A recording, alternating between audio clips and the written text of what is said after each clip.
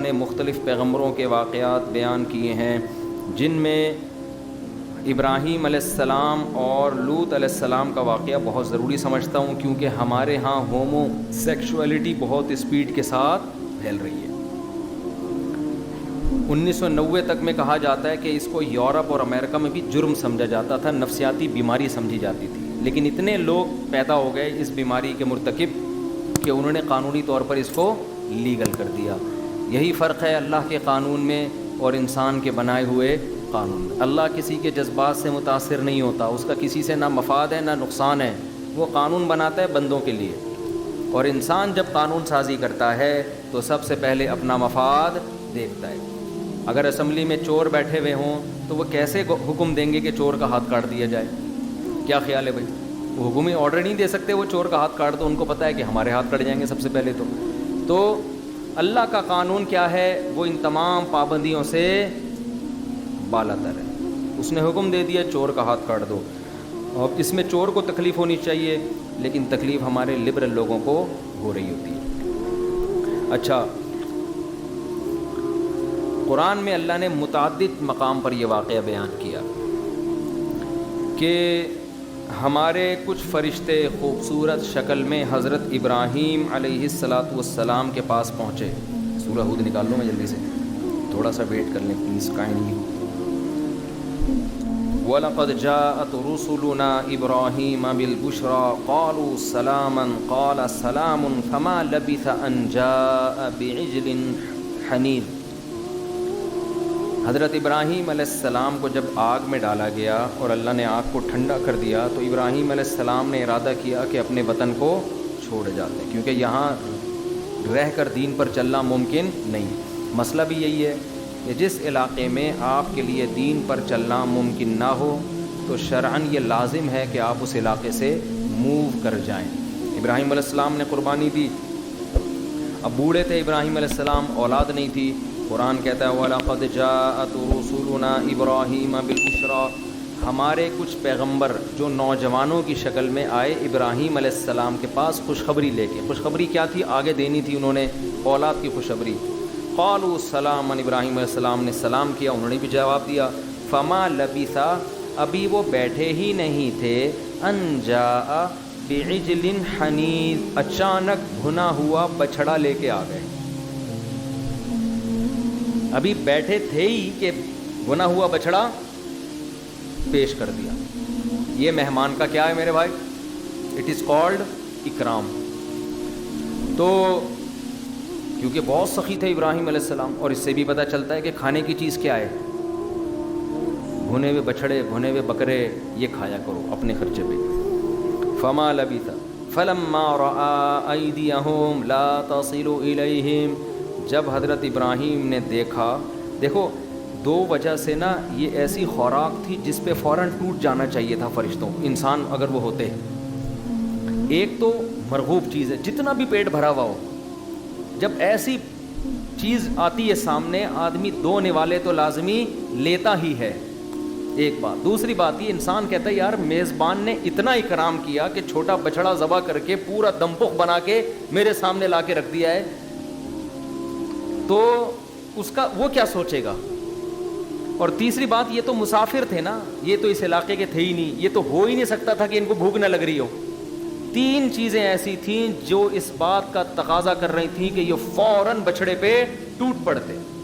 ہم اگر ہوتے تو وہ جنگ جو جے یو آئی اور پی ٹی آئی میں، دنیا اس جنگ کو بھول جاتی، جو مسلم لیگ میں اور پی ٹی آئی میں جنگ چل رہی ہے، ایسا ٹوٹا۔ آپ دیکھ لو یوٹیوب پہ کھانے پہ ٹوٹنے کی ویڈیوز پڑی ہوئی ہیں، لڑائی ہوئی ہے ابھی کچھ دن پہلے، ایک ویڈیو آئی ہے، اٹھا کے پلیٹیں مار رہے ہیں ایک دوسرے کو۔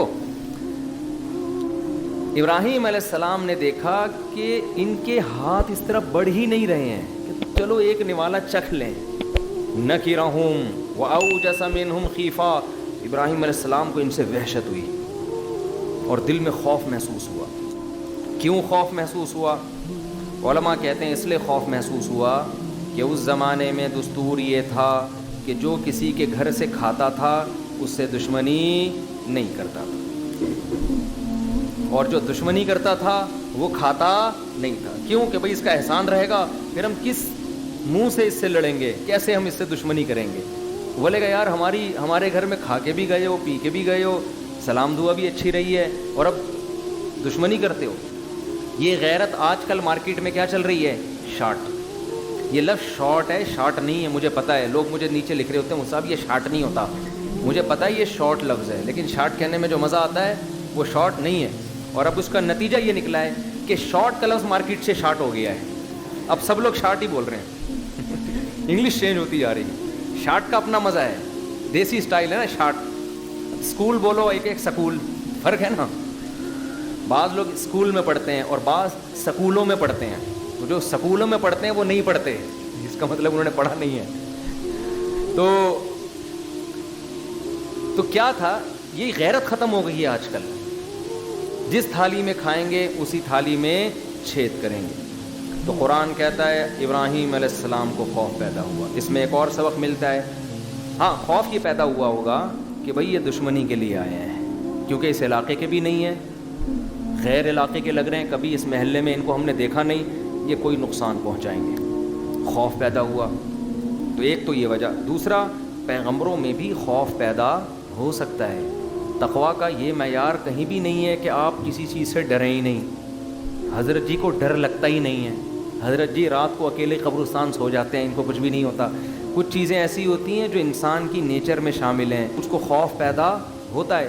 غزوہ احد میں بہت شدید حملہ ہوا صحابہ کرام پر, قدم اکھڑ گئے نا ان کے, حالانکہ وہ اس وقت کے روئے زمین پر سب سے بہترین لوگ تھے, پھر بھی جنگ میں قدم اکھڑ گئے خوف کی وجہ سے. جنگ میں ایسا ہوتا ہے, خوف کی کیفیت آتی ہے, انسان کا دل کانپنے لگتا ہے. قرآن غزوہ خندق میں کہتا ہے کہ چاروں طرف سے جب قبائل نے حملہ کیا نا مدینہ پہ, خندقیں کھودی گئی تھی لیکن تیر اندازی اور اتنا حملہ, وَبَلَغَتِ الْقُلُوبُ الْحَنَاجِرَ. قرآن کہتا ہے کہ اللہ نے تم پر اس وقت احسان کیا جب خوف کے مارے دل حلق تک پہنچ چکے تھے. تو یہ صحابہ کی کیفیات ہیں جو قرآن بیان. اتنا خوف ہو گیا تھا کہ دل کہاں پہنچ گئے تھے؟ حلق تک. اسی پہ تو گناہ معاف ہوتے ہیں مجاہد کے, کہ جب سامنے سے گولیاں چل رہی ہوں, بم برس رہے ہوں, خوف زدہ ہوتا ہے مگر قدم پیچھے نہیں ہٹتے. اس خوف کی وجہ سے گناہ بہت تیزی سے دھلتے ہیں اس کے مجاہد. اگر خوف ہی نہ ہوتا تو پھر مجاہد کی قربانی کس بات کی تھی بھائی؟ کس بات کی قربانی تھی؟ بہتر تو یہی ہے کہ خوف نہ ہو, اپنے آپ کو انسان موٹیویٹ کرے, اللہ کا ذکر کرے. لیکن ایسی کیفیات صحابہ پر بھی آئی ہیں. وَبَلَغَتِ الْقُلُوبُ الْحَنَاجِرَ. قرآن کہہ رہا ہے دل اچھل کے حلق میں آ گئے تھے. وَتَظُنُّونَ بِاللَّهِ ظُنُونًا. اور اللہ کے بارے میں گمان آنے لگے, وسوسے آنے لگے کہ اللہ نے تو ہم سے مدد کا وعدہ کیا تھا, یہ مدد ہوگی بھی کہ نہیں ہوگی, اللہ نے سچ کہا تھا یا نہیں کہا تھا. یہ اس سے یہ بھی پتہ چلتا ہے کہ یہ وسوسہ آنا یہ ایمان کی کمزوری کی علامت نہیں ہے. سمجھتے ہو, صحابہ کے دل میں بھی یہ وسوسے آئے ہیں کہ بھئی اللہ نے پکا وعدہ تو کیا تھا لیکن یہ پتہ نہیں ہو بھی رہا ہے کہ نہیں ہو رہا. حالات تو ایسے لگ رہے ہیں کہ گئے, ٹھیک ہے نا, اتنی تیر اندازی ہو رہی ہے اور چاروں طرف سے مشرکین نے ہمیں گھیر لیا, یہ چھوٹا سا مدینہ یہ تو ختم ہو جائے گا. تو وسوسوں کی حد تک. وسوسے کا مطلب کیا ہوتا ہے؟ اس کی بیس پر آپ کوئی عمل نہ شروع کر دیں. عقیدہ ایسی چیز ہے جس کی بیس پر انسان عمل کرتا ہے. وسوسہ ایسی چیز ہے نہ صرف یہ کہ اس کی بیس پہ عمل نہیں کرتا بلکہ اس پہ پریشان ہوتا ہے کہ یہ خیال آ کیوں رہا ہے. سمجھتے ہو, یہ خیال میرے دل میں آ کیوں رہا ہے. ایسے وسوسے صحابہ کو بھی آتے تھے. ایک صحابی کہتے ہیں ہمیں بعض دفعہ یا رسول اللہ ایسے وسوسے آتے ہیں کہ ہم اس کو زبان پہ لانا پسند نہیں کرتے. تو آپ نے فرمایا ہوا عین الایمان, یہ عین ایمان کی علامت ہے, کیونکہ زبان پہ لانا پسند اس لیے نہیں کر رہے نا کہ ان وسوسوں کو دل سے پسند نہیں کرتے. اگر کوئی کافر ہوتے تو دل سے پسند کرتے. کافر تو ببانگ دہل کہتا ہے کہ اسلام غلط ہے, میں نبی کو نہیں مانتا, میں اللہ کو نہیں مانتا, وہ تو فخر سے کہتا ہے, اس پہ شرمندہ تھوڑی ہوتا ہے. مسلمان کے دل میں جب کفریہ خیال آتے ہیں تو ٹینشن میں آتا ہے. یہ ٹینشن میں آنا اس کی علامت ہے کہ یہ اس پہ خوش نہیں ہے. یہ شیطان کو کوئی مسئلہ ہوتا ہے اس کے ساتھ, وہ جا کے انسان کے ساتھ چھیڑ چھاڑ کرتا رہتا ہے. تو اس چھیڑ چھاڑ کا علاج یہ ہے کہ اس چھیڑ چھاڑ پہ شیطان کو لفٹ مت کرو. آ رہے ہیں آنے دو, اپنے کام میں لگے رہو, یہ خود ہی بھاگ جائیں گے. اور اگر اس کو بھگانے کی کوشش کی نا, یہ کیوں آ رہے ہیں, یہ بھگاؤ اس کو, یہ غلط ہو رہا ہے, یہ اور آئیں گے. یہ چپکتے ہیں انسان سے. تو جو وسوسے جس کو آ رہے ہیں نا الٹے الٹے آنے دو. وضو کے وسوسے آتے ہیں, بعض لوگ وضو کر لیا پتہ نہیں ہوا ہے کہ نہیں ہوا, بس ہو گیا.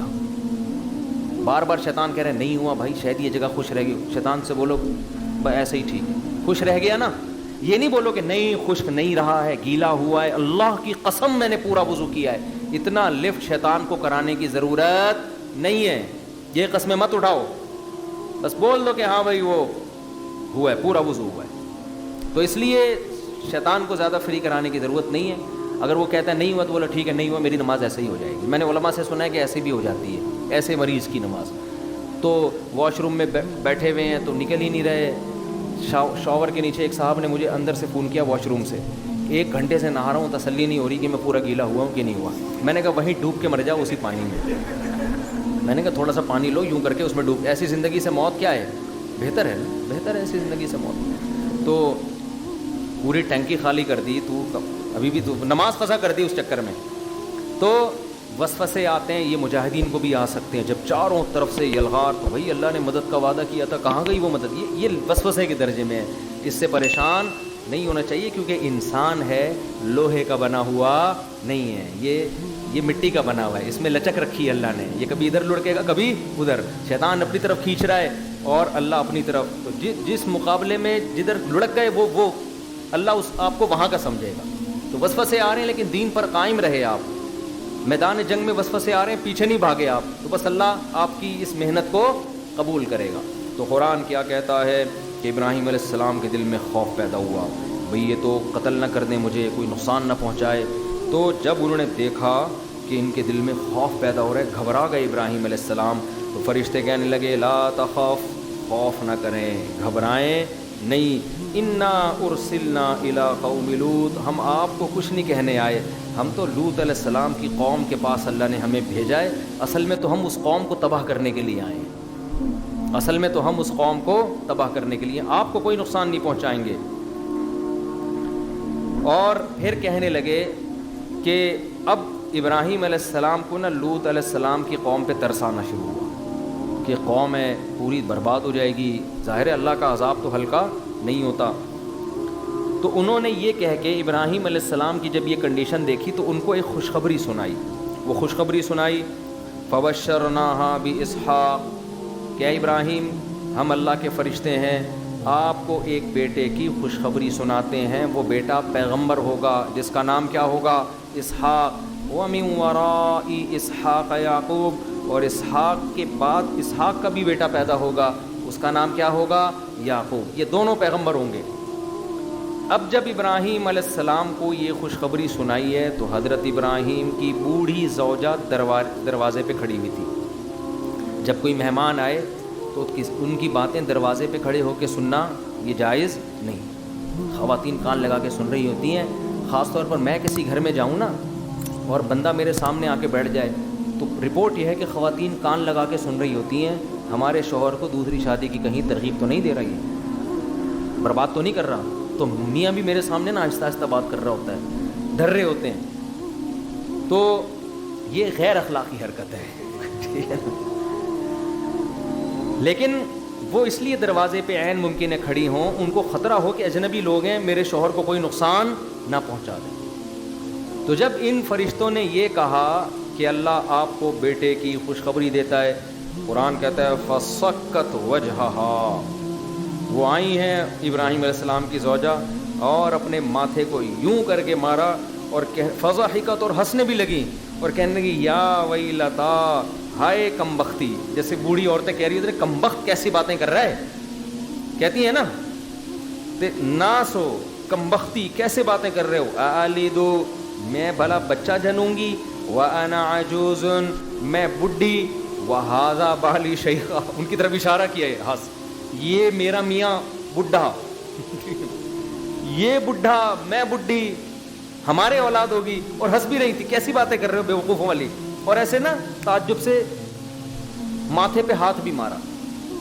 قالوا اتعجبین من امر اللہ, فرشتے کہنے لگے تمہیں اللہ کے اس حکم پر تعجب ہو رہا ہے. رحمت اللہ وبرکاتہ علیکم اہل البیت, اے اہل بیت اللہ کی, اور اللہ کی تو تم پر خصوصی رحمتیں اور برکتیں ہیں, تم عام لوگوں کی طرح تھوڑی ہو, تم نے تو شرک میں توحید کا نعرہ بلند کیا ہے, تم تو شرک میں توحید کا نعرہ بلند کیا, تم نے اللہ کے لیے قربانیاں دی ہیں, تو تمہارے ساتھ اللہ یہ معاملہ نہیں کرے گا. دیکھو اللہ حضرت ابراہیم کو کیوں نواز رہا تھا, پوری قوم سے کٹ گئے تھے, اب پوری قوم سے کٹ گئے, دنیا سے چلے جاتے, آپ کی نسل ختم, تو اللہ نے کہا ایسی ہی نسل دوں گا نا, آپ نے خاندان چھوڑا ہے, نیا خاندان دوں گا. اس لیے میں وہ علمی نقطے کی بات اکثر ایسے موقع پہ, اب تو آپ پرانی ہو گئی سن کے, کہ جب آپ شادی کرنے لگو گھر والے منع کریں کہ خاندان سے کٹ جاؤ گے, تو ایک اور خاندان, شادی کا مطلب ایک نیا خاندان بسا رہے ہو, اور پھر بار بار یہ کام کرو گے تو آپ کا خاندان زیادہ بڑا ہو جائے گا آپ کے خاندان سے, ٹھیک ہے نا. پھر وہ جو آپ والا خاندان تھا نا, وہ آپ کے خاندان کا ایک چھوٹا سا حصہ بن جائے گا, تو پھر آپ ہی خاندان کہلاؤ گے تھوڑے دنوں میں. تو ابراہیم علیہ السلام کی بھی تنہائی کو اللہ نے اس طرح سے دور کیا کہ آپ نے خاندان چھوڑا ہے, اس کے بدلے میں ہم آپ کو کیا دیں گے, خاندان دیں گے. علماء کہتے ہیں یہ بات قرآن و سنت سے ثابت ہے کہ انسان اللہ کے لیے جو قربانی دیتا ہے, اللہ اکثر, قاعدہ کلیہ نہیں ہے, دنیا میں اس کا بدلہ بھی وہی دیتا ہے. جو اللہ کے لیے اپنی عزت کی پرواہ نہ کرے تو عزت بھی اسی کو سب سے زیادہ ملتی ہے. جو اللہ کے لیے مالی قربانی دیتا ہے, مال بھی سب سے زیادہ اسی کو ملتا ہے. تو یہ اللہ کی عادت ہے. ابراہیم علیہ السلام نے خاندان چھوڑا, اللہ نے ایسا خاندان دیا, ایسا خاندان, ایسا برکت والا, تعداد میں بھی زیادہ اور کیفیات. پیغمبر پیدا, موسیٰ کلیم اللہ تو ابراہیم علیہ السلام کی اولاد میں پیدا ہوئے ہیں, ہارون علیہ السلام, داؤد علیہ السلام, یحییٰ علیہ السلام, زکریا علیہ السلام, سلیمان علیہ السلام اور عیسیٰ علیہ السلام, حضرت مریم, یہ سارے بڑے بڑے لوگ کس کی اولاد میں پیدا ہوئے, ابراہیم علیہ, اور محمد صلی اللہ علیہ وسلم. تو ابراہیم علیہ السلام کی زوجہ, ہاں فرشتوں نے کہا کہ اللہ کی تم پر اتنی برکتیں, انہ حمید مجید, وہ بڑی بزرگی والا اور قابل تعریف ہے. جو قابل تعریف ہوتا ہے وہ کسی کی اچھے کام کا ایسا نہیں ہوتا کہ بدلہ ہی نہ دے, وہ تو اس سے بڑھا چڑھا کے دیتا ہے. تو یہ اللہ کی نعمت ہے آپ کے اوپر. فلما ذهب عن ابراہیم الروع وجاءته البشرى, اللہ کہتے ہیں جب تھوڑی دیر میں ابراہیم علیہ السلام سے خوف ختم ہو گیا, تھوڑا مانوس ہو گئے, ہاں بھئی یہ فرشتے ہی ہیں, کوئی دشمن نہیں ہے, اور ایک خوشخبری بھی مل گئی کہ اولاد ملنے والی ہے. تو جب یہ خوشخبری, تو طبیعت میں آپ کی تھوڑی سی نشاط پیدا ہوا, جسے آج کل کے نا تھوڑا انسان ریلیکس ہو جاتا ہے. اب کیا ہوا کہ اب یجادلنا فی قوم لوط, قرآن کہتا ہے ابراہیم ہم سے جھگڑا کرنے لگے لوط علیہ السلام کی قوم کے بارے میں. اللہ سے کوئی جھگڑ سکتا ہے بھائی؟ یہ قرآن کی اصطلاحات ہوتی ہیں. قرآن کے ان ظاہری الفاظ کو اگر کوئی لے گا نا تو وہ گمراہ ہو جائے گا. یہ ایک بلاغت ہے قرآن کی. اس کی مثال ایسے ہے جیسے قرآن نے کہا وَبَلَغَتِ الْقُلُوبُ الْحَنَاجِرَ, خوف کی وجہ سے تمہارے دل حلق میں پہنچ گئے. اب کوئی ایتھیسٹ کہے کہ سائنس کی روح سے اگر دل حلق میں آ جائے تو انسان کی موت واقع ہو جاتی ہے.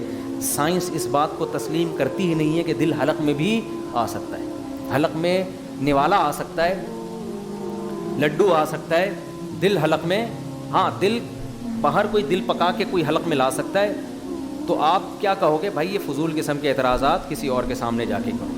یہ بلاغت ہے, یہ کوئی سائنس نہیں بیان کر رہا قرآن. ہم بھی کہتے ہیں نا دل دہل گیا, دل اچھل کے حلق میں آ گیا, اسی سے یہ بھی مسئلہ حل ہوتا ہے. قرآن بار بار کہتا ہے ان کے دل ہیں جن سے یہ سوچتے نہیں ہیں. یہاں بھی لوگ اعتراض کرتے ہیں کہ سوچتا تو انسان دماغ سے, دل سے تھوڑی سوچتا ہے. کیا ہو گیا؟ لہم قلوب لا یفقہون بہا, قرآن کہتے ہیں ان کے سینوں میں جو دل ہیں اس میں سوچنے سمجھنے کی صلاحیت نہیں ہے, ان کے دل اندھے ہو گئے ہیں. اب بعض لوگ کرتے ہیں اس طرح کے اعتراضات کہ دیکھو قرآن میں سائنس کی کے خلاف باتیں لکھی, سوچتا ہے انسان دماغ سے, دل سے تھوڑی سوچتا ہے. بھائی قرآن میں مجازن نسبت کس کی طرف کی جاتی ہے؟ دل کی طرف, کیونکہ قرآن عربی زبان میں نازل ہوا ہے تو اس میں اسی زبان کے محاوروں کا استعمال ہوگا. دنیا میں ایسا ہوتا ہے, ہر زبان کے اپنے کچھ اصول اور ضابطے ہوتے ہیں. زبان ان اصول اور ضابطوں کی رعایت میں چلتی ہے, زبان سائنسی اصولوں پہ کبھی بھی نہیں چلتی. وہ بلاغت کے اصول ہیں. آپ کہو میں تمہارے لیے چاند سے تارے توڑ کر لاؤں گا, آپ نے فوراً سائنس کے فلسفے پیش کرنا شروع کر دیے کہ یہ ایتھیسٹ ہی کر رہے ہیں. سن 1976 کی رپورٹ کے مطابق اب تک کوئی خلا کو کراس نہیں کر سکا ہے یا مریخ سے آگے نہیں جا سکا ہے, تاروں تک تو جا ہی نہیں سکتا. یہ تو بات ہی غلط کی آپ نے.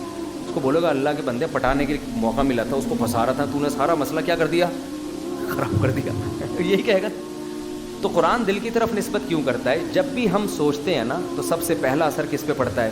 دل پہ. دیکھو ہماری آنکھیں روتی ہیں, قرآن کہتا ہے نا, ہم بھی کہتے ہیں, حقیقت میں دماغ روتا ہے, آنکھیں نہیں روتی ہیں.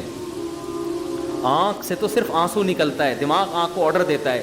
روتا جو غم فیل کرنے والی چیز آنکھ نہیں ہے, وہ کیا ہے؟ دماغ ہے. لیکن ہماری نظر میں جو سب سے پہلے غم کا اثر سامنے والے پہ ظاہر ہوتا ہے وہ آنکھ کو دیکھ کے ظاہر ہوتا ہے. ہم نسبت کس کی طرف کرتے ہیں؟ آنکھیں سو رہی ہیں, آنکھیں رو رہی ہیں, حالانکہ سوتی بھی آنکھ نہیں ہے. سوتا کون ہے؟ دماغ سوتا ہے. ہم کہتے ہیں آنکھیں سو رہی ہیں کیونکہ دماغ جب سوتا ہے تو سب سے پہلا اثر کس پہ پڑتا ہے؟ آنکھ پہ. دماغ جب روتا ہے تو سب سے پہلا اثر کس پہ پڑتا ہے؟ آنکھ پہ. ہم آنکھوں کی طرف نسبت کرتے ہیں.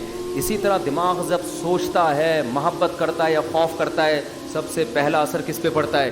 دل پہ. دل کی دھڑکن تیز ہوتی ہے انسان کی, تو اس لیے پوری دنیا میں دل ہی کی طرف نسبت کی جاتی ہے. اب آپ دیکھ لو نا, کہتے ہیں میں نے تمہیں اپنا دل لے دیا, دل میں بسا لے, حالانکہ بسایا دماغ میں ہوتا ہے, دل میں نہیں بسایا ہوتا. یہی وجہ ہے کہ دماغ نکال دیں گے تو جس کو بسایا ہوا ہے وہ جہاں آپ کا بھیجا جائے گا وہ بسا ہوا بھی وہیں چلا جائے گا. لیکن آج تک کسی نے کسی محبوبہ کو یہ نہیں کہا میں نے تمہیں دماغ دے دیا. وہ کہے گی بھائی یہ سائنس اپنی ایک طرف رکھ کر آؤ, دیا دماغ ہوتا ہے, بسایا یہاں ہوتا ہے نا. یہی وجہ ہے کہ آپ کے دل میں کسی کی محبت آئی اور آپ نے وہ دل نکال کے پلاسٹک کا دل لگوا لیا, وہ محبت اسی طرح برقرار رہتی ہے, وہ ختم نہیں ہوتی. اس پہ لوگ اعتراض کرتے ہیں نا, بھائی جب دل میں تھی تو دل تو گائے کے لگا دی ہے, تو گائے کے دل میں وہ آنی چاہیے اس محبوبہ کی محبت.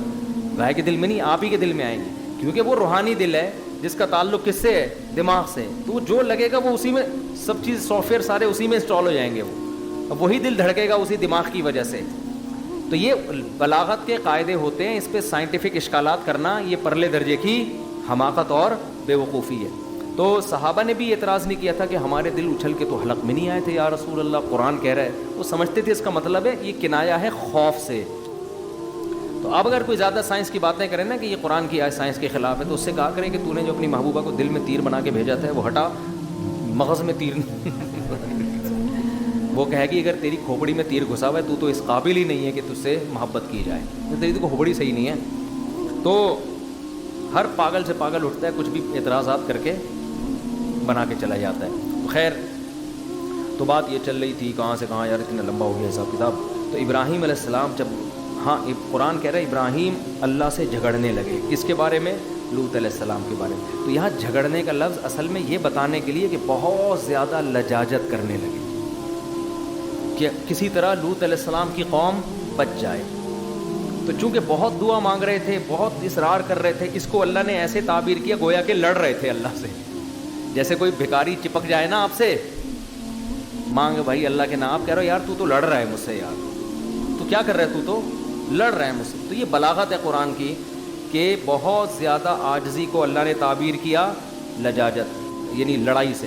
بالکل اس کی مثال ایسے ہے جیسے لوط علیہ السلام جب اپنی قوم کو بغیر اللہ کی پرمیشن کے چھوڑ کے چلے گئے, تو قرآن کہتا ہے یونس علیہ السلام, تو قرآن کہتا ہے فظن ان لن نقدر علیہ, یونس یہ سمجھے ہمیں ان پر قدرت ہے ہی نہیں, اور ہم سے پوچھے بغیر چلے گئے, اور ہمیں گویا ان پر قدرت ہی نہیں ہے. یہ گویا تو میں بڑھا رہا ہوں, قرآن کہہ رہا ہے ان کو یہ خیال تھا کہ ہمیں ہرگز قدرت نہیں ہے. اب اس سے کوئی حضرت یونس کی گستاخی کرے کہ یونس علیہ السلام کا تو یہ اللہ کے بارے میں نظریہ تھا کہ اللہ کو ان پر قدرت ہے ہی نہیں, اور یہ دلیل دیکھ قرآن خود کہہ رہا ہے. تو بھائی اگر یونس کا یہ نظریہ علیہ السلام کا تھا, پھر وہ پیغمبر تو دور کی بات, معاذ اللہ ان کا تو ایمان مشکوک ہو گیا نا پھر. تو ظاہر ہے یہ آیتیں قابل تعویل ہیں, یعنی عمل سے ایسا لگ رہا ہے جیسے اللہ کو ان پر قدرت نہیں ہے, حقیقت میں وہ سمجھتے تھے کہ قدرت ہے. جب کوئی ایسا عمل کر رہا ہوتا ہے نا, اس کی مثال ایسے ہے جیسے کوئی بلڈ پریشر کا مریض ہے اور انڈے کھا رہا ہے, بی پی اس کا نیچے کا 120 اوپر کا 160 تک پہنچا ہوا ہے, اور بوائل انڈے نمک ڈال کے کھا رہے ہیں. تو آپ اسے کیا کہیں گے, بھائی تیرا مجھے تیرے بارے میں یقین ہے کہ تیرا یہ خیال ہے کہ تو نے موت کے فرشتے سے دوستی کی ہوئی ہے, وہ سب کی جان نکال لے گا, تیری نہیں نکالے گا. اس کلام کا ظاہر مراد نہیں ہوتا, مطلب یہ ہوتا ہے کہ تو عمل ایسے کر رہا ہے جیسے تیرے عمل سے ایسا لگتا ہے, حالانکہ ہمیں پتہ ہے کہ یہ کسی کا بھی عقیدہ نہیں ہے. تو چونکہ قرآن بھی اسی عربی زبان میں نازل ہوا, وہی محاورے استعمال کیے, تو ایسی آیتوں کو دیکھ کے پھر لوگ انبیاء کی توہین بھی شروع کر دیتے ہیں. سمجھتے ہو نا کہ دیکھو یہ تو یونس علیہ السلام نے تو ایسا کیا, فلاں نے ایسا کیا, تو یہ جائز نہیں ہے. قرآن کا اپنا انداز ہے بات چیت کرنے کا. قرآن تو ہمارے نبی صلی اللہ علیہ وسلم کو بھی اس طرح وعیدیں سناتا ہے، لئن اشرکتا، اے نبی اگر آپ نے شرک کیا، لیحبطن عملک، آپ کے سارے اعمال کو برباد کر دوں گا اور آپ خسارے والوں میں سے ہو جائیں گے۔ اس آیت کو دیکھ کے لگے گا شاید نبی سے بھی یہ ممکن تھا کہ آپ شرک کریں، حالانکہ نبی سے ایسا ممکن نہیں ہے۔ اس آیت کا مقصد سوائے اس کے کچھ بھی نہیں ہے کہ اللہ توحید کے معاملے میں اتنا حساس ہے کہ اس معاملے میں کسی کی بھی بخشش نہیں ہے۔ باقی اللہ کو بھی پتہ ہے کہ نبی یہ کام نہیں کر سکتے، ہمیں بھی پتہ ہے، لیکن اللہ کا انداز ہے بھائی، وہ اللہ ہے نا، ٹھیک ہے نا، وہ تو کر سکتا ہے۔ تو قرآن کیا کہتا ہے کہ ابراہیم علیہ السلام ہم سے جھگڑنے لگے، پھڈا کرنے لگے، یعنی اتنا لجاجت کی۔ کیوں؟ ان ابراہیم لحلیم اواہ منیب، کیونکہ ابراہیم بہت بردبار تھے، بہت کیا تھے؟ بردبار، برداشت بہت تھی، اواہ منیب، دل کے نرم اور رجوع کرنے والے۔ تو ان کے دل اس پر آمادہ نہ ہوا کہ ایک قوم تباہ ہو جائے، تو اب اللہ سے کیا کہنے لگے؟ ان فیہا لوطن، اے اللہ اس میں تو لوط بھی ہے، یعنی گویا ایک طرح سے نا وہ کر رہے ہیں ایک بہانہ کہ لوط علیہ السلام بھی تو ہیں، وہ بھی تباہ ہو جائیں گے۔ تو اللہ نے جواب میں کیا کہا فرشتوں سے کہ ان کو کہہ دو کہ ہمیں پتہ ہے اس میں کون کون ہے اور کون نہیں، یہ ہمیں معلوم ہے۔ قال ان فیہا لوطا قالوا نحن اعلم فیہا بمن فیہا، فرشتوں سے کہنے لگے وہ تو لوط علیہ السلام بھی ہلاک ہو جائیں گے، معاذ اللہ ہلاک ہو جائیں گے وہ بھی اس میں، تو یہ کام نہیں کرو۔ تو فرشتوں نے کہا نحن اعلم بمن فیہا، ہمیں پتہ ہے اس میں کون کون ہے، لننجینہ واہلہ، ہم لوط کو بھی بچائیں گے، ان کے گھر والوں کو بھی بچائیں گے، سوائے ان کی بیوی کے، باقی سب کو ہم بچائیں گے۔ اور یہاں قرآن کہتا ہے جب ابراہیم جھگڑا کرنے لگے تو اللہ نے فرمایا یا ابراہیم اعرض عن ھذا، اے ابراہیم اس بات سے اب تو اعراض کر، اس میں مجھ سے بحث نہ کر۔ کیوں؟ انہ قد جاء امر ربک، تیرے رب کا فیصلہ آ چکا ہے، اللہ اب یہ فیصلہ واپس نہیں لے گا۔ یعنی اب آپ اگر سفارش کریں گے، شفاعت کریں گے، مزید مہلت مانگیں گے لوط علیہ السلام کی قوم کے لیے، تو بھی اللہ یہ بات نہیں۔ اس سے ہمیں پتہ چلتا ہے جو اللہ کے کام ہے وہ اللہ کو کرنے دو، جو ہمارے کام ہے وہ کیا ہیں؟ وہ ہمیں۔ ہمارا کام یہ کہ ہم حتی الامکان اللہ کے دشمنوں کی بھی خیر خواہی کریں، ان کو عذاب سے بچانے کی کوشش کریں۔ جب اللہ نے دینا ہوگا تو وہ خود دے دے گا۔ لوگ کہتے ہیں اللہ نے بھی تو اس کو فلاں نافرمان کو سزا دی تو ہم نے جا کے 2 موقع لگا دیے تو کیا ہو گیا؟ تو جو اللہ کا کام ہے وہ کون کرے گا؟ اللہ۔ ابراہیم علیہ السلام نے آخری دم تک کوشش کی لوط علیہ السلام کی قوم بچ جائے۔ جب اللہ نے یہ کہا کہ اس پہ بحث نہ کریں آپ مجھ سے، پھر ابراہیم علیہ السلام خاموش ہوئے۔ یا ابراہیم اعرض عن ھذا انہ قد جاء امر ربک، تیرے رب کا فیصلہ آ چکا ہے، وانہم آتیہم عذاب غیر مردود، ان پر ایسا عذاب آئے گا جو کبھی بھی رد نہیں ہو سکتا، یہ ناممکن ہے، یہ فیصلہ ہو چکا ہے۔ پھر یہاں سے فرشتے اٹھ کے گئے ہیں، لما جاءت رسلنا لوطا، لوط علیہ السلام کے پاس گئے خوبصورت لڑکوں کی شکل میں، وہاں بھی نہیں پہلے بتایا کہ ہم فرشتے ہیں۔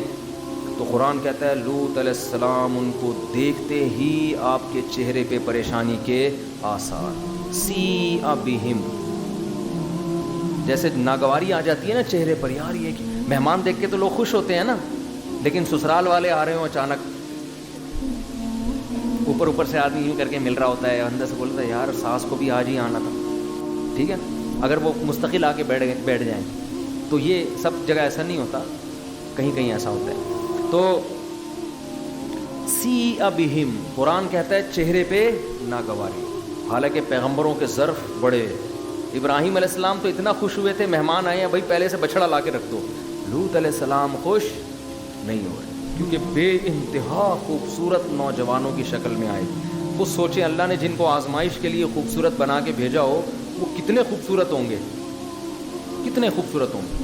تو حضرت لوط ان کو دیکھتے ہی ناگواری کی اثر، یہ کیا ہو گیا، وَضَاقَ بِهِمْ ذَرْعًا، اور آپ کے بازو تنگ ہونے لگے، سینہ گھٹنے لگا، انسان تنگی محسوس کرتا ہے نا، ایسے سینہ جو ہے اس میں گھٹن محسوس ہونے لگی۔ وَقَالَ هَذَا يَوْمٌ عَصِيبٌ، کہنے لگے آج کا دن میری زندگی میں بہت سخت دن ہے، بہت پریشانی والا، کیونکہ مہمانوں کا اکرام اس زمانے میں ایک بڑی آج بھی سمجھا جاتا ہے۔ گاؤں دیہاتوں میں جاؤ، کراچی میں تو کوئی لفٹ ہی نہیں کراتا کسی کو، گاؤں دیہاتوں میں جاؤ وہ تو چائے پلا پلا کے کھانا کھلا کھلا کے مار دیتے ہیں بندہ. وہ کہتے ہیں مر جائے عزت نہ جائے ہماری, لوگ بولیں گے مہمان کا اکرام نہیں کیا. مار تو کھلاؤ, ہمیں واسطہ پڑتا ہے نا. تو وہ تو اب مہمان کا اکرام تو ان کے ہاں بڑی عزت کی بات ہوتی ہے. ان کو یہ خوف تھا میری قوم اتنے خوبصورت نوجوانوں کو جب دیکھے گی تو یہ تو برائی کا ارادہ کریں گے, اس سے عزت کس کی جائے گی, میں کیا منہ دکھاؤں گا کہ بھئی میرے مہمانوں کے ساتھ کیا سلوک ہوا. اور پیغمبروں کی غیرت میں اور آپ سوچ نہیں سکتے. قرآن کہتا ہے کہ حضرت لوط علیہ السلام کے چہرے پہ شدید ناگواری کے آثار. لوط علیہ السلام کی بیوی نے جا کے مخبری کر دی, لوگوں کو جا کے بتا دی کیسے خوبصورت بے انتہا خوبصورت لڑکے آئے ہیں. قرآن کہتا ہے وَجَاءَهُ قَوْمُهُ يُهْرَعُونَ إِلَيْهِ, قوم کے لوگ بھاگتے ہوئے ان کے گھر کی طرف آئے. وَمِن قَبْلُ كَانُوا يَعْمَلُونَ السَّيِّئَاتِ, اور اس سے پہلے یہ اس گندگی میں پڑے ہوئے تھے, اتنی عادت پڑ چکی تھی. یہ ایسے ہی جرم ہے, انسان ایک دفعہ کرتا ہے, اس کے بعد جو لت پڑتی ہے نا, خوبصورت سے خوبصورت عورت سے بھی شادی کر لے لیکن اس کو یہ گندگی اس سے نہیں چھوڑتی. ایسے عذاب میں اللہ اس کو ڈال دیتے ہیں, الا یہ کہ ہمت کر کے چھوڑ دے. تو جب وہ آئے ہیں تو لوط علیہ السلام نے کہا کہ یہ دن مجھ پر بہت سخت ہے, اور قوم سے منتیں کرنے لگے. ان هؤلاء ضیفی فلا تفضحون, یہ میرے مہمان ہیں مجھے رسوا مت کرو. تو قوم کیا کہتی ہے جواب میں, اولم ننہک عن العالمین, اے لوط ہم نے تجھے پہلے سمجھا دیا تھا کہ ہماری عادت کا تجھے پتہ ہے, تو اپنے گھر میں کسی ایسے مہمان کو داخل نہ ہونے دینا, ہم نے پہلے تجھے بتا دیا تھا. لوط علیہ السلام تو خیال کرتے ہوں گے نا, یہ تو اللہ کی طرف سے آ گئے فرشتے, ان کو کیسے روکیں, اور گھر پہ آئے ہوئے مہمان کو تو کوئی نہیں بھگاتا. تو ہم نے تجھے پہلے منع کیا تھا کہ تجھے ہماری عادت کا پتہ ہے, لہذا تو کسی ایسے شخص کو گھر میں داخل نہ ہونے دینا. اب یہ غلطی ہماری نہیں ہے, معاذ اللہ کس کی ہے, آپ کی غلطی ہے. تو لوط علیہ السلام کیا کہتے ہیں, ہؤلاء بناتی ہن اطہر لکم, یہ میری بیٹیاں ہیں, مراد ہے قوم کی بیٹیاں, کیونکہ پیغمبر روحانی باپ ہوتے ہیں. لوط علیہ السلام کا چونکہ قوم میں ایک وقار بھی تھا نا, تو بھائی کسی کو جس بھی لڑکی سے نکاح کرنا ہے میں اس کا نکاح اس سے کروا دوں. رشتوں میں مسائل ہوں, شادی نہیں ہو رہی ہو, یعنی ہر طرح سے حجت تمام کر دی. ہؤلاء بناتی, میری قوم کی بیٹیاں ہیں, ہن اطہر لکم, یہ پاکیزہ ہیں, ان سے نکاح کرو, یہ نیچر ہے. ان کنتم فاعلین, اگر تم نے اپنی خواہش پوری کرنی ہے. قوم جواب میں کیا کہتی ہے, لقد علمت, اچھا آگے کہنے لگے الیس منکم رجل الرشید, کیا تم میں کوئی ایسا شخص نہیں ہے جو تمہیں سمجھا دے, سارے نالائق ہو گئے ہیں. یعنی کوئی تو ایسا ہو جو تمہیں میں سے کھڑا ہو کر تمہیں پیچھے دھکیلے اور کہے کہ یہ لوط صحیح کہہ رہے ہیں, ان کو تنگ نہ کرو, کوئی تم میں ایسا نہیں ہے. قالوا لقد علمت, جواب میں کہنے لگے اے لوط تجھے یہ بات معلوم ہے, ما لنا فی بناتک من حق, ہمیں عورت میں کوئی دلچسپی نہیں ہے. یہ اس گندگی کا عذاب ہے کہ عورت میں دلچسپی کیا ہو جاتی ہے, ختم. یہ سب سے پہلے دنیا کا عذاب ہے, اور یہ بیماری بڑھاپے میں نہیں چھوٹتی, یہ خوب سمجھ لو, یہ کبھی بھی نہیں چھوٹتی. اس لیے بھائی اگر کوئی اس بیماری میں مبتلا ہے, آج توبہ کر لے, آسان ہے, کل توبہ اور زیادہ مشکل ہو جائے گی. اور یہ ساری بدماشیاں دیر سے شادی کے نتیجے میں پیدا ہوتی ہیں. اور یہ بھی خوب سمجھ لو, اپنے بچوں کو بڑوں کے ساتھ نہ بیٹھنے دیا کرو. میں نے ایک دفعہ بیان کیا تھا, اس پہ بعض لبرل لوگوں کو بڑی تکلیف ہوئی, یہ مولوی گندی سوچ رکھتے ہیں, یہ مولوی یوں کرتے ہیں. آپ قوم کے حالات کو ہم سے زیادہ جانتے ہو. خوبصورت خوبصورت بچے آئے ہوئے ہوتے ہیں, بڑے آدمیوں کی گود میں بیٹھے ہوئے ہوتے ہیں, ان کے گالوں پہ ہاتھ لگا رہے ہیں, ان سے فری ہو رہے ہیں. غیرت بھی کوئی چیز ہوتی ہے کیا؟ آپ اتنے اچھا گمان کیوں رکھا ہوا ہے آپ نے سب سے؟ گمان سب سے اچھا رکھو, عمل میں سب سے بدگمان ہو کے رہو. عمل میں ایسے سب سے کسی پر اعتماد نہیں بھائی, نہ مولوی پر, نہ عامی پر, نہ لبرل پر, نہ ڈاکٹر پر, نہ سائنسدان پر. ہر انسان آدمی پہلے ہوتا ہے, اور ڈاکٹر, مفتی, عالم, بزرگ یہ بعد میں ہوتا ہے. ہر انسان کے ساتھ شیطان اللہ نے لگا دیا ہے, چاہے بزرگ ہو, عالم ہو, ڈاکٹر ہو, مفتی ہو, انجینئر ہو, سائنسدان ہو, مالدار ہو, غریب ہو. جب لگا دیا ہے شیطان ہر ایک کے ساتھ, تو احتیاط کا تقاضا کیا ہے کہ نوعمر لڑکوں کو بڑے لڑکوں کے ساتھ نہ بیٹھنے دیا جائے. اور میں یقین سے کہتا ہوں یہ بیماری کزنوں سے بھی لگتی ہے. ہمارے سامنے تو صبح شام کیسز آتے ہیں. مائیں کیا کرتی ہیں, اپنے بچوں کو کزنوں کے گھر بھیج دیتی ہیں, 2 کزن ایک ساتھ بستر پہ سو رہے ہوتے ہیں چپک کے. 10 سال کی جو 9-10 سال کی جو ایج ہے نا, 9 سے 10 سال, یہاں سے بگڑنے کی عمر شروع ہوتی ہے. بالغ انسان دیر سے ہوتا ہے, خوب سمجھ لو, 14 سال میں 15 سال میں. شہوت بہت پہلے پیدا ہو جاتی ہے. شہوت بچے میں 9-10 سال کی عمر میں پیدا ہو جاتی ہے, اس کو یہ خیالات آنا شروع ہو جاتے ہیں. تو یہ عمر ہے 9-10 سال, یہاں بگڑنے کی بچے کی عمر شروع ہوتی ہے. مائیں چھوڑ دیتی ہیں شادی بیاہ میں, جب بارات آئی ہوئی ہوتی ہے, بھائی شادی والا گھر, سب چپک کے سو رہے ہیں. ایک لڑکا بھی اس میں خراب نکلا نا اس پورے ماحول میں, وہ سب کو گندگی کا عادی بنا دیتا. اس لیے بچوں کو اپنے بہن بھائیوں کے ساتھ کھلاؤ. بھائیوں میں یہ بیماری نہیں پھیلتی, کزنوں سے بھی پھیلتی ہے, دوستوں سے بھی پھیلتی ہے. اپنے ساتھ رہنے دو.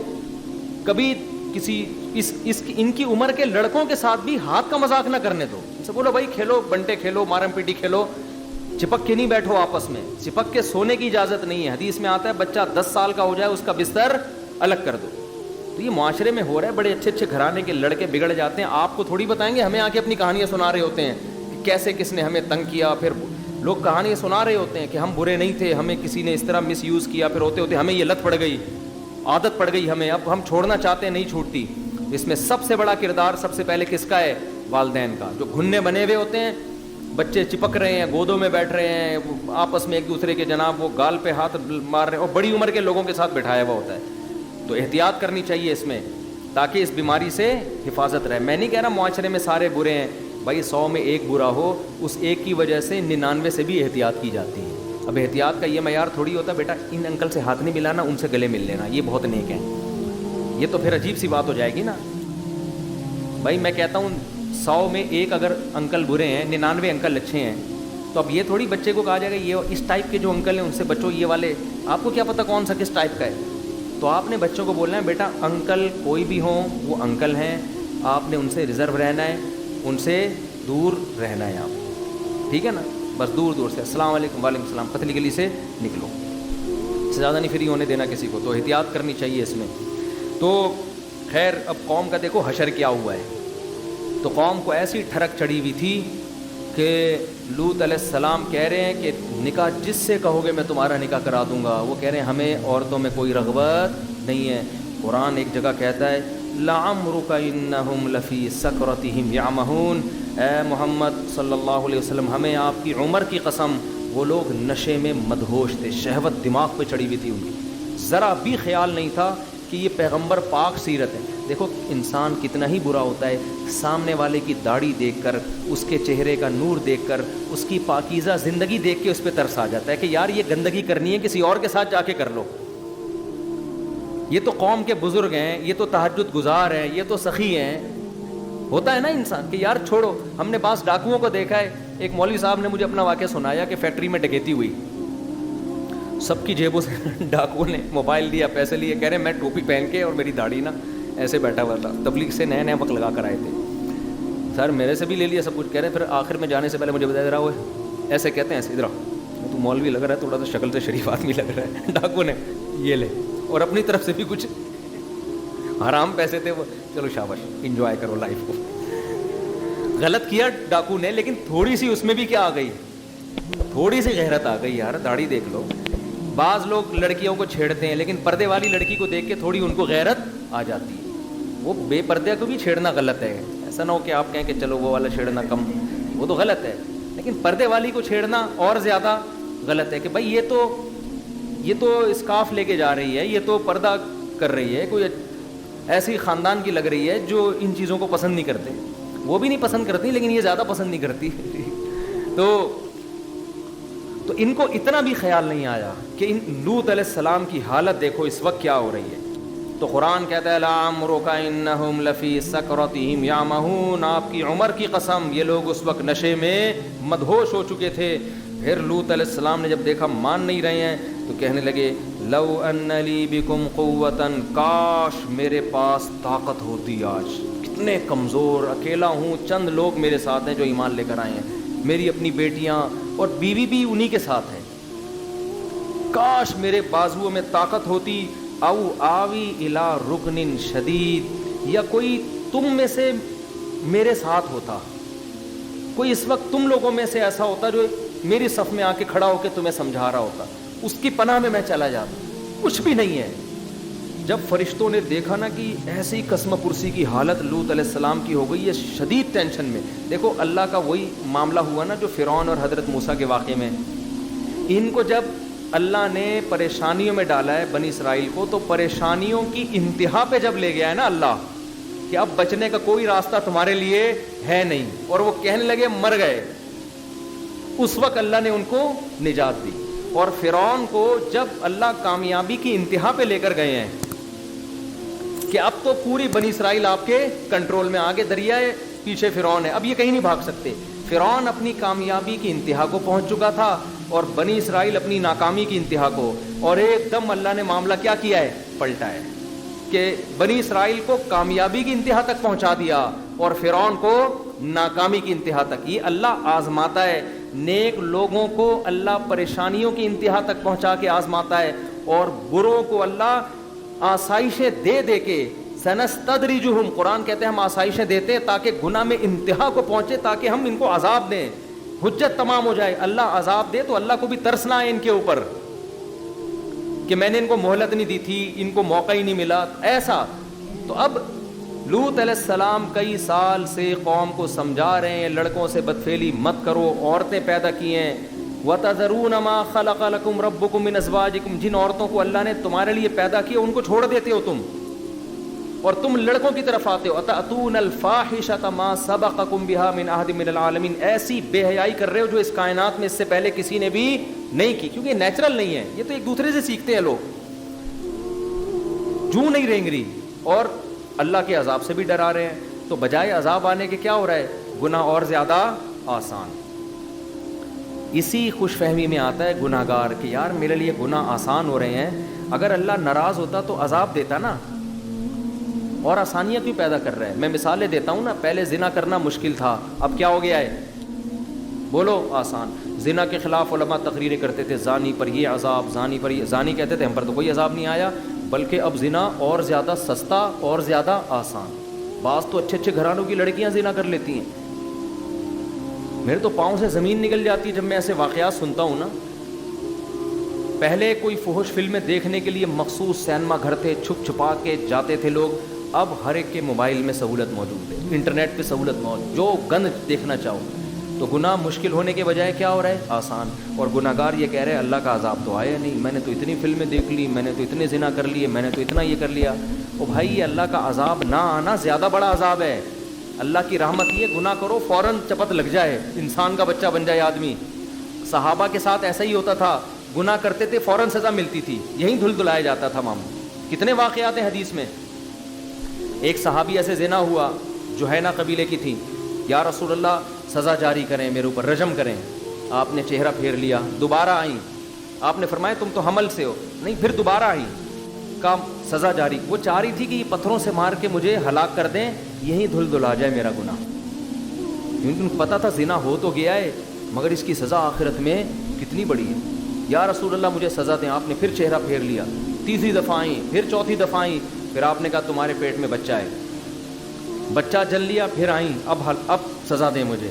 آپ نے عرض کیا کہ ابھی اس بچے کو تمہاری ضرورت ہے. روٹی کا ٹکڑا پکڑا کے آئیں بچے کے ہاتھ میں کہ بڑا ہو گیا ہے، اب اس کو میری ضرورت نہیں ہے. پھر آپ نے حکم دیا، رجم کیا، خون کی چھینٹیں پڑی ہیں، یا جنازہ پڑھایا.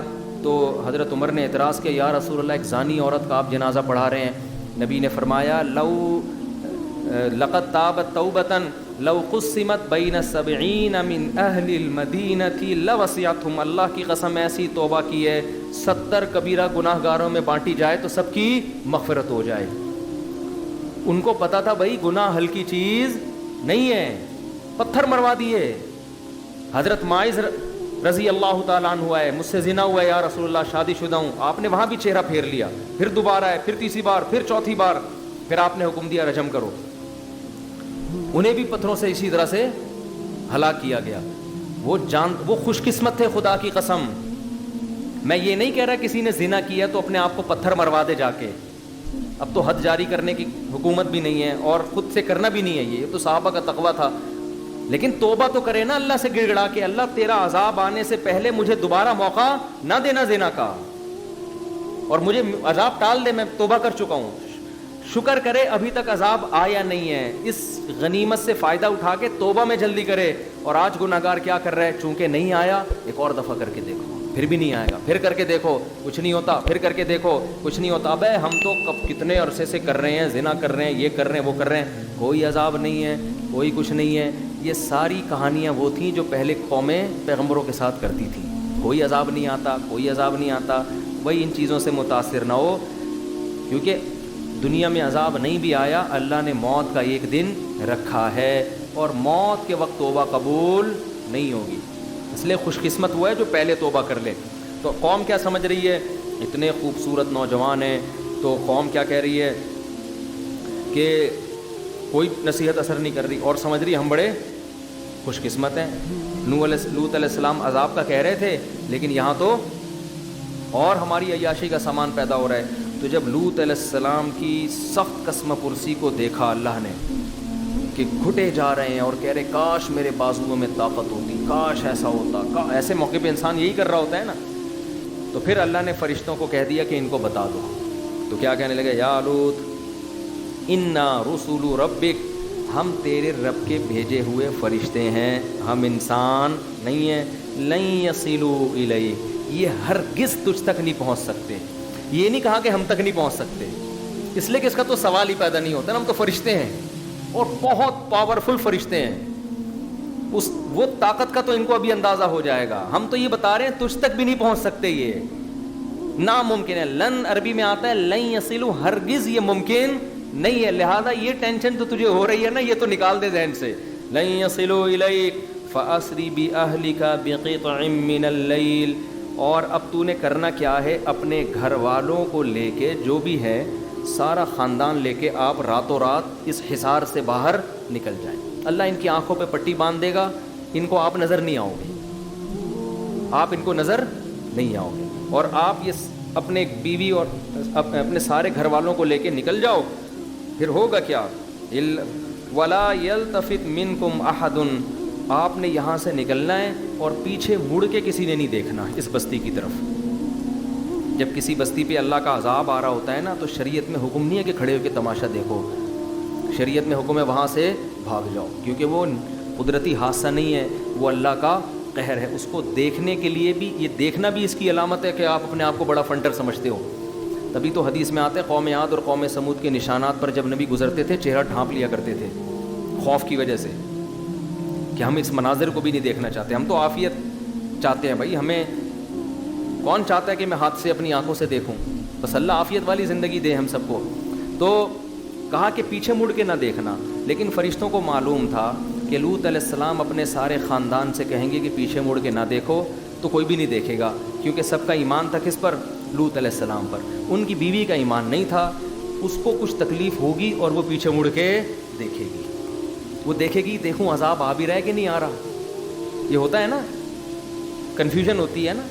حدیث میں آتا ہے کہ فرات جو ہے نا، فرات، دریا فرات، قرب قیامت میں ایک جگہ ایسی ہے جہاں سے پانی ہٹے گا اور سونا نکلے گا اس میں سے، بے تحاشا سونا. قرب قیامت میں ایسا ہوگا، دریا فرات میں ایک جگہ سے پانی ہٹے گا اور کیا نکلے گا، سونا. لوگ اس پہ ٹوٹ پڑیں گے. آپ صلی اللہ علیہ وسلم نے فرمایا تم میں سے کوئی بھی اس سونے کو حاصل کرنے کی کوشش نہ کرے.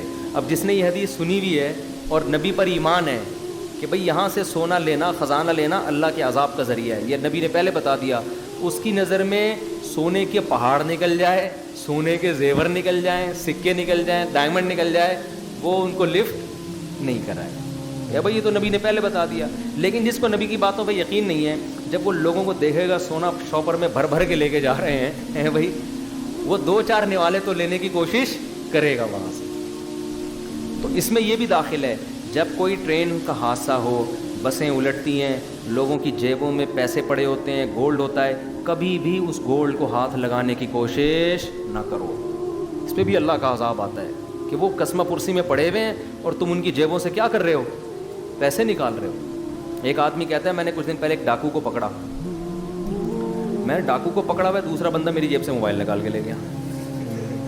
یعنی وہ اس نے یہ موقع سے فائدہ اٹھایا کہ ابھی ادھر بزی ہے تو چلو ہم یہاں سے, یہ چل رہا ہے مارکیٹ میں.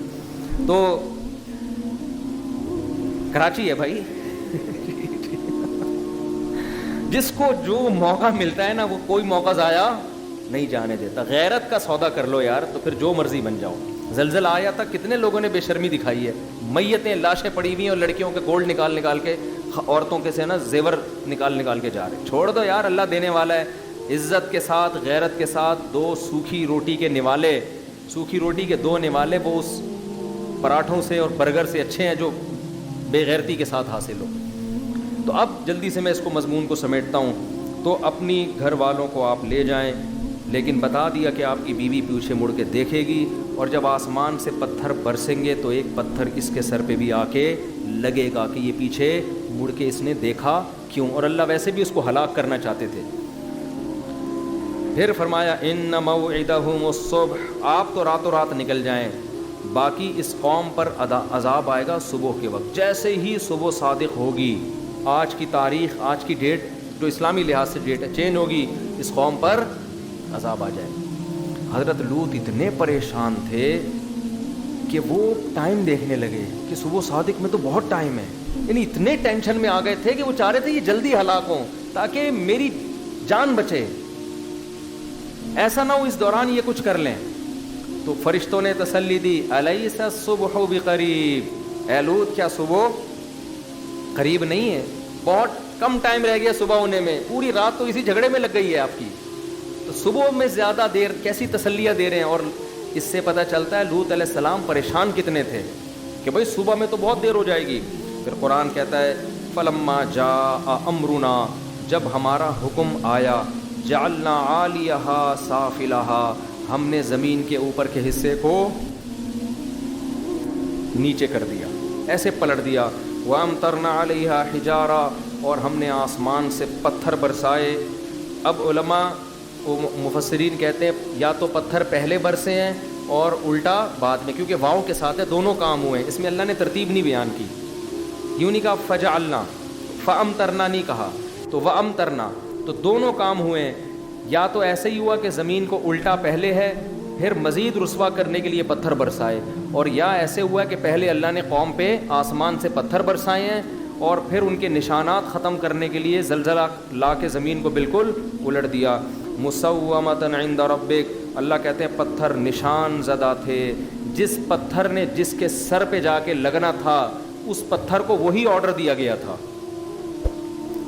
ایک ایک پتھر پہ نشان تھا کہ کس نے کس کمبخت کے سر پہ جا کے لگنا ہے. اتنا تنگ کیا تھا انہوں نے پیغمبر کو. تو مسومۃ عند ربک, تیرے رب کے پاس ان پتھروں پہ علامتیں تھیں, وہ تیرے رب کو معلوم تھی, وہ فرشتوں کو بھی معلوم نہیں تھی, وہ تیرے رب کو پتا تھا کہ کس کے مقدر میں نے کون سا پتھر لکھا ہوا ہے. آگے اللہ کہتے ہیں وما ہی من الظالمین ببعید, اے نبی یہ جو مشرکین مکہ کے جو ظالم ہیں ان کو آپ بتا دیں کہ قوم لوط کی بستی تم سے دور نہیں ہے. جب یہ سفر میں جاتے تھے, کیونکہ عرب میں یہ جو واقعات ہیں نا یہ سینہ بسینہ بھی چلے آ رہے تھے سارے, اور اب لوگ ان واقعات کو پہلے سے پڑھتے تھے, جانتے تھے کہ بھئی یہ قوم لوط ہے, یہ قوم عاد ہے, ہسٹری ہوتی ہے نا, لوگ سنتے چلے آ رہے ہیں. تو اللہ کہہ رہے ہیں کہ یہ بستیاں تم سے زیادہ دور بھی نہیں ہیں, ان کے نشانات پر سے تم گزرتے ہو.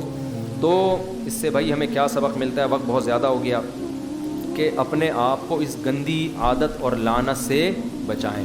پہلی بات تو یہ کہ بچپن سے ہی احتیاط کریں. ماں باپ کی ذمہ داری ہے, استاذ کی ذمہ داری ہے کہ وہ بچوں کو بچا کے رکھے, ٹیچر کی ذمہ داری ہے کہ وہ نگرانی کرے, خود بھی زیادہ فری ہونے کی کوشش نہ کرے, ریزرو رہنا چاہیے. دوسری بات کیا ہے, بر وقت شادی کر دو بچے کی بالغ ہوتے ہی. حلال میں مشغول ہو گیا, حرام سے نفرت, دل ہی نہیں چاہے گا اس کو. یہ باتیں ہم جو لوگ یہ کام نہیں کرتے نا ان کو حیرانگی ہوتی ہے کہ یار یہ لوگ کیسے کر لیتے ہیں, لڑکوں سے کیسے خواہش پوری کرتے ہیں. ان کو تو الٹی آتی ہے یہ سنتے ہی. ہمارے حضرت فرمایا کرتے تھے, ہم جب سنتے تھے کہ لڑکوں سے بھی بدفعلی کوئی کرتا ہے تو کرتا ہے, ہمیں تو قے آنے لگتی تھی کہ کیسا گندا آدمی ہوگا جو یہ کر رہا ہے. تو آپ نیچر پہ قائم رکھنے کے لیے ضروری ہے کہ حلال میں اس کو پہلے مشغول کر دو. سمجھتے ہو, بالغ ہوتے ہی کیا کر دو, نکاح کر دو اس کا. ورنہ بڑی عمر میں بھی پھر یہ گندگی چھوٹتی نہیں ہے. چھوڑنا چاہے تو چھوٹ جاتی, مشکل ہو جاتی ہے. جتنا دیر ہوگی اتنا ہی مشکل ہو جائے گا یہ کام. اور اس کے لیے چونکہ یہ ایک نفسیاتی بیماری کی طرح چپک جاتی ہے, تو اس لیے اس کے لیے ماہر نفسیات سے بھی رابطہ کرنا چاہیے. لیکن ماہر نفسیات کوئی ایسا ڈاکٹر ہو جو خود ان چیزوں کو, کیونکہ آج کل لبرل بہت پیدا ہو رہے ہیں نا, امریکہ سے پڑھ رہے ہیں, تو کہنا ایکچولی نو یہ کر کے نا, یہ تو ایک انسان کی وہ ہے, بائی بون ایسے ہوتے ہیں. ٹوپی ڈرامے بہت شروع کر دیے آج کل ڈاکٹروں نے. کوئی ایسا ڈاکٹر جو اس کو بغیرتی سمجھتا ہو. زیادہ تر تو اب تک الحمدللہ بغیرتی ہی سمجھتے ہیں اس عمل کو, ٹھیک ہے نا. لیکن اب کیونکہ یورپ سے متاثر ہو رہے ہیں نا ہمارے ڈاکٹر بھی, ہو سکتا ہے کچھ دنوں میں وہ اس کو پروموٹ کرنا شروع کر دیں کہ ریلیکس ہونے کے لیے. ایکچولی آج کل ٹینشنیں بہت ہیں, اگر وسیم بھائی سے تمہاری شادی ہوگی تو کیا ہو گیا اس میں. تو یہ ہو سکتا ہے کچھ کل ہمارے ڈاکٹر اس طرح کی باتیں شروع کرتے ہیں. میں وہ یہ لڑکا ہے نا ہمارا شاگرد ہے, یہ فہد جو ریکارڈنگ کرتا ہے, بڑی یورپ کی تعریفیں کر رہا تھا, جرمنی بہت اچھا ہو, یورپ ایکچولی یہ وہ آزادی. میں نے کہا بھائی بہت اچھا ہے, ٹھیک ہے, لیکن ایسا نہ ہو تم بڑے ہو گے, تمہارے بچے بڑے ہو جائیں گے, ایک دن بچہ کہ ابو میں نے وسیم سے شادی کرنی ہے. ہاں یہ اتنی آزادی ہے وہاں پہ. ابو میں نے سبکتگین سے شادی, ابو میں نے ارشد سے شادی کرنی ہے, تو تمہاری بہو ارشد صاحب تمہاری بہو ہو, صحیح ہے نا, اور تمہارا بیٹا بھی بہو ہو ارشد کے ابو کا, ٹھیک ہے نا.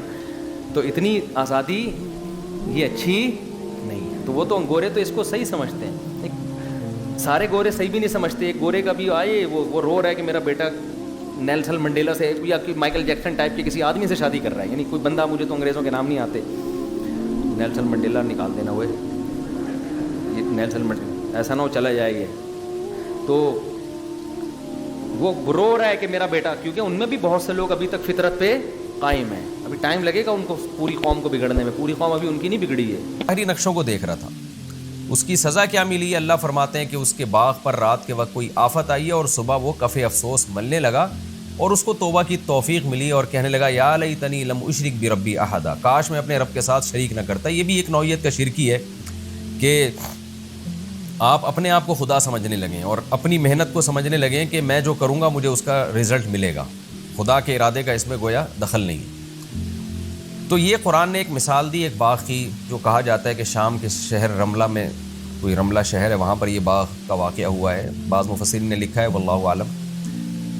اب قرآن مثال دے رہا ہے اس رکوع میں کہ اس باغ کو تو تم نے نہیں دیکھا اور اس مثال کو بھی نہیں دیکھا, لیکن اس سے ملتی جلتی مثالیں تو تم صبح شام اپنی آنکھوں سے دیکھ رہے ہوتے ہو. اور وہ مثال کیا ہے؟ کھیتیاں, لہلہاتی کھیتیاں.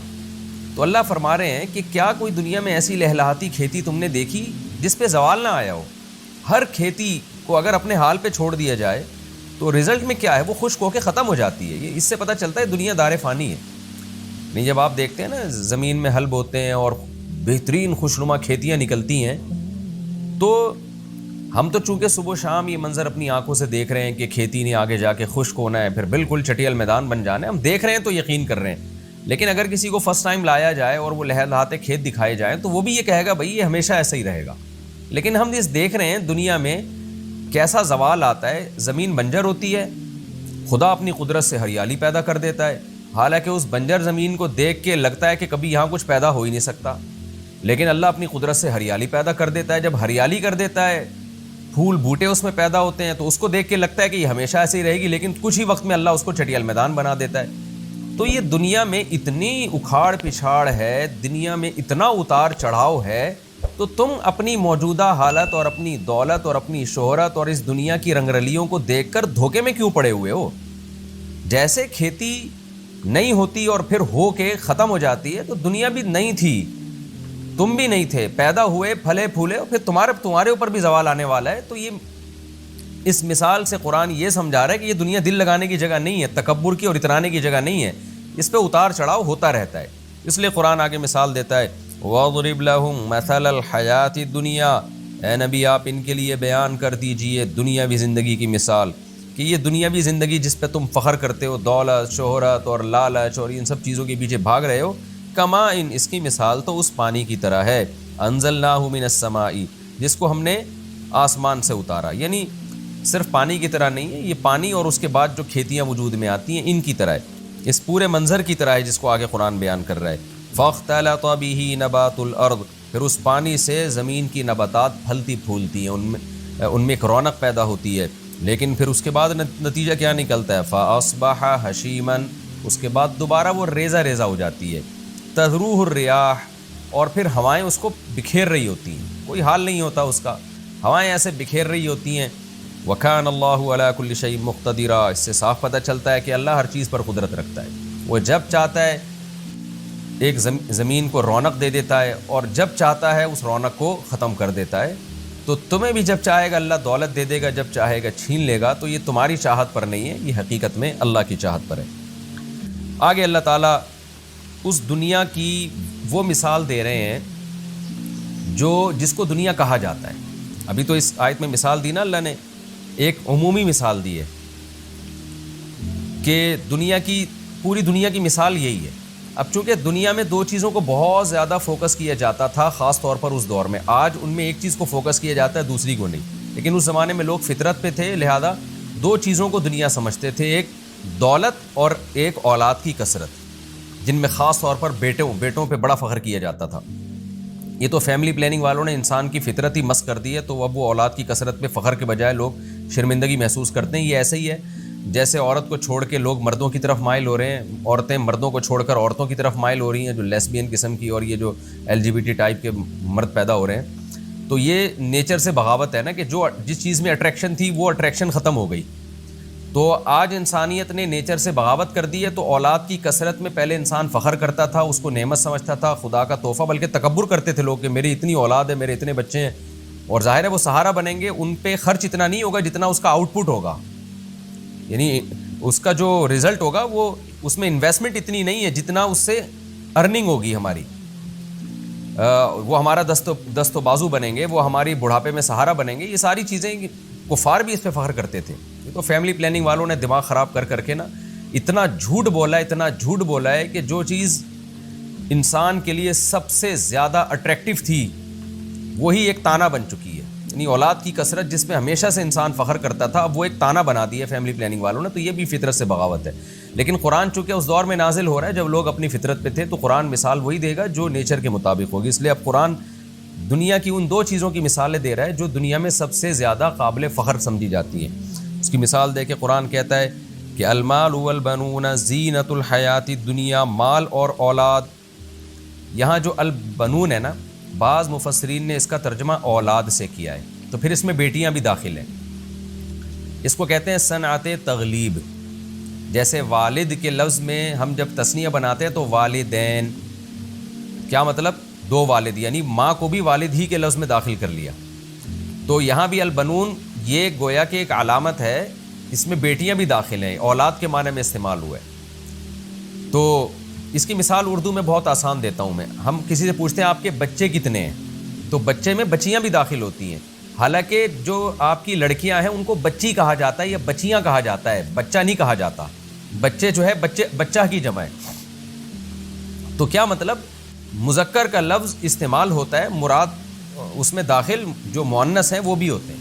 تو البنون کا مطلب کیا ہے یہاں پر؟ اولاد۔ اس لیے بعض مفسرین نے اس کا ترجمہ کیا ہے کہ مال اور اولاد یہ دنیاوی زندگی کی زینت ہے، اور بعض نے اس کو اپنے ظاہر پر رکھا ہے کہ نہیں جی، چونکہ دنیاوی زندگی کی زینت بیٹیاں نہیں سمجھی جاتی تھیں، اور وہ لوگ بیٹوں پہ فخر کرتے تھے کہ وہ ہمارا سہارا بنیں گے، بیٹیوں پہ وہ فخر نہیں کرتے تھے، بلکہ عرب تو بیٹی کی پیدائش پر ان کے منہ سیاہ ہو جایا کرتے تھے۔ تو قرآن نے ان کے لحاظ سے ہی مثال دی ہے، یہ بتانے کے لیے کہ تم جن بیٹوں پہ فخر کر رہے ہو اور جس اولاد پہ فخر کر رہے ہو، اصل چیز اعمال ہے، تو یہ چیزیں فخر کرنے کی نہیں ہیں، شکر کرنے کی ہیں۔ بہرحال وہ تو قرآن اور سنت میں ہمیں بتایا گیا ہے کہ اولاد کی کثرت یہ قابل فخر نہیں ہے، لیکن قابل شکر بہرحال ہے۔ اب تو فیملی پلاننگ والوں نے اس کو قابل شکر بھی نہیں رکھا۔ تو قرآن کہہ رہا ہے المال والبنون، کہ دنیاوی مال و متاع یہ فنا ہونے والی چیز ہے، تو اس میں دنیا میں سب سے امپورٹنٹ چیز جو سمجھی جاتی ہے، اٹریکٹیو چیز سمجھی جاتی ہے، جس پہ لوگ بہت زیادہ تکبر کرتے ہیں، اتراتے ہیں، وہ ہے مال اور بیٹے۔ تو اللہ کہتے ہیں زینت الحیات الدنیا، یہ سب دنیاوی زندگی کی زینت ہیں بھائی، اور دنیا کا ہم نے تمہیں مثال دے دی ہے کہ یہ فنا ہونے والی ہے۔ یہی اولاد تمہیں کل قبر میں اتارے گی، اور یہی مال جب بغیر جیب کے کفن پہنایا جائے گا نا اور تمہیں قبر میں لٹایا جائے گا، تو یہی ساری اولاد تمہاری جو ہے یہ سارے تمہاری جائیدادوں کے حصے بخیے کر کے کھا رہی ہو۔ تو اس لیے یہ دنیاوی زندگی کی ایک زینت ہے۔ زینت کیا ہوتا ہے کہ وہ چیز جو دیکھنے میں اچھی لگتی ہے، چاہے حقیقت میں اچھی ہو یا نہ ہو، آگے کیا ہے؟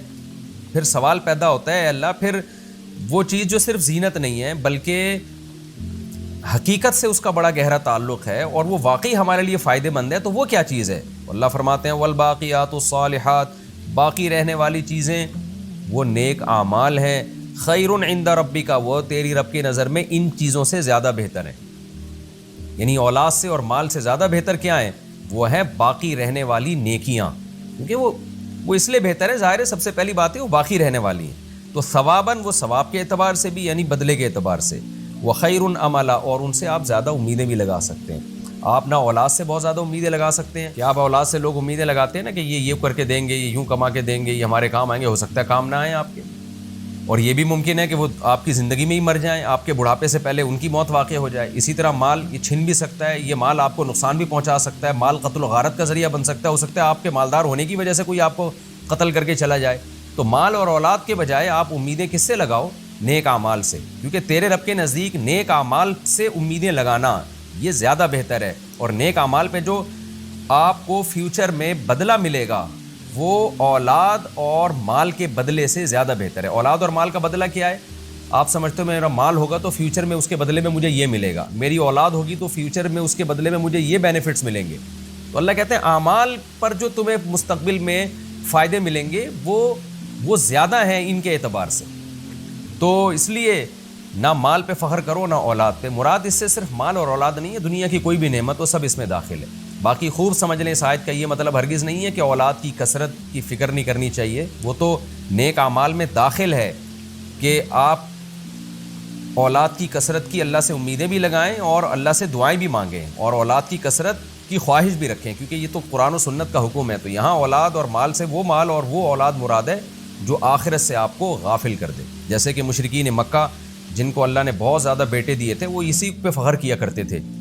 وہ یہ کہا کرتے تھے کہ اگر اللہ ہم سے خوش نہ ہوتا تو ہمیں اتنے بیٹے کیوں دیتا، اور ہمیں کسی سے ڈرنے کی ضرورت نہیں ہے، کوئی عذاب نہیں آئے گا، یہ اولاد ہے جو ہمیں بچائے گی۔ وہ اس طرح کی فضول باتیں کیا کرتے تھے۔ تو قرآن نے اس کی نفی کی کہ بھائی تم ان پر تکیہ کر کے بیٹھ گئے ہو اور اعمال سے تم غافل ہو۔ تو باقی اگر کوئی اولاد کی کثرت چاہتا ہے اللہ رسول کے حکم کی وجہ سے تو وہ تو نیک اعمال کے مفہوم میں یہ چیز خود بخود داخل ہے۔